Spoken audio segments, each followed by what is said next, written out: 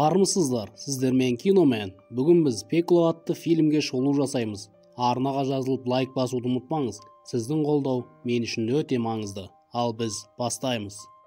2057 жыл. Күн сөніп баратыр. Адамдар жойылып кетудің алдында тұр. Экспедицияның мақсаты күнді қайта жандандыру. Күнге атом бомбасын тастамақ.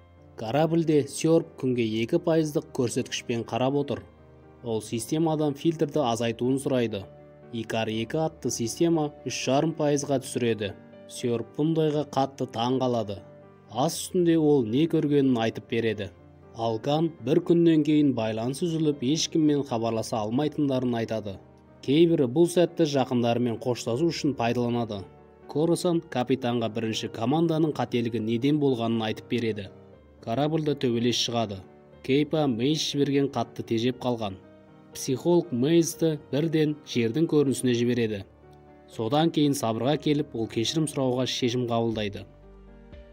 Ал капитан Икар біріншінің жолдаған баяндамасын талқылап отырады.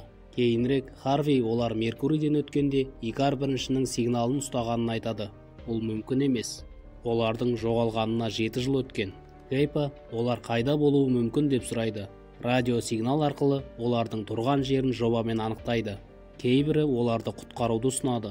Мейс олардың миссиясы бүткіл адамзатты құтқару екенін, тәуекелге барудың қажеті жоқ екенін айтады.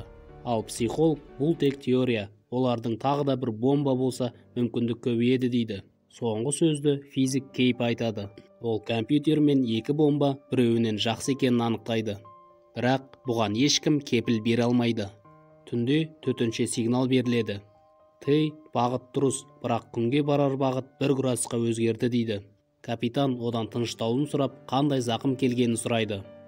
Бірақ оны білу үшін сыртқа шығу керек. Олар сыртқа шығады.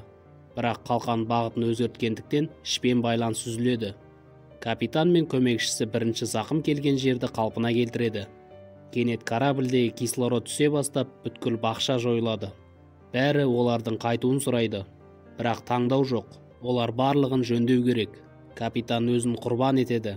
Ал Кейпа соңғы сәтте қалқанға жасырынып үлгереді. Жиын кезінде Харви енді олардың кислороды жетіспейтінін, енді бірінші командаға жету олардың жалғыз амалдар екенін айтады. Кейін қыз кислород 3 адам болмаса жететінін айтады. Кейін Икар-2, Икар-1-ге жетеді. Олар корабльмен қатынасып ішке кіреді. Оның ішін шаң басқан. Бұл адамдардың қалдықтары. Олар кислородтық бөлмеге барып, өте жақсы сақталғанын көреді. Оның үстіне тамақ пен су да бар. Ал жазбада Икар-1-дің капитаны адамдар Құдайға қарсы шықпай, өлімді қабылдау керек екенін айтылған.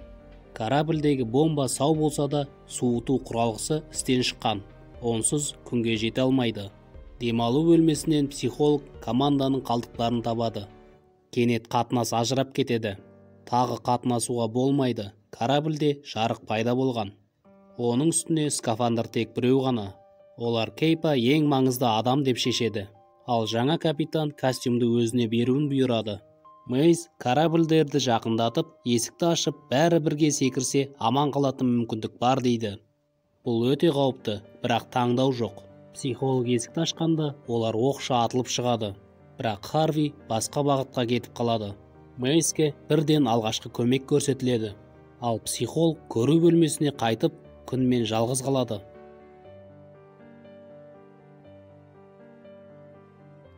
Мейс отсек өздігінен ашылып, сынып қалуы мүмкін емес. Демек оны біреу ашқанын түсінеді. Корос, егер тағы бір адам өлсе, миссияны орындауға кислород жететінін айтады. Олар дауыс береді. Ал Мейс өзінің мақсатын жасауға барғанда Трей өзін өлтіріп үлгерген.